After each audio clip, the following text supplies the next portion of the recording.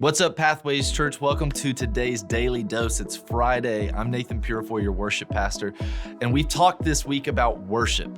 Now, we've talked about worshiping in the building. We talked about worshiping in the battlefield. What does it look like when the body of believers are all together worshiping? What does it look like to worship God in your daily life? But now I want to talk about worshiping God in your chair time. God is an intimate God. He knows you intimately. He knows every little detail about you, and he wants to share intimate things about himself with you. God wants us to spend daily time with him.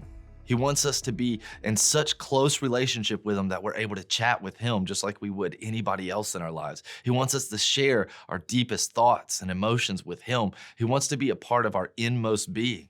David was the psalmist in the Old Testament, and he was known for his worship. And he was such an intimate worshiper. We're going to actually read what he wrote in Psalm 63, verses 1 through 5. It says, "You, God, are my God. Earnestly I seek you. I thirst for you. My whole being longs for you in a dry and parched land where there is no water. I've seen you in the sanctuary, and behold your power and your glory, because your love is better than life. My lips will glorify you. I will praise you as long as I live. And in your name, I will lift up my hands. I will be fully satisfied as with the richest of foods. With singing lips, my mouth will praise you."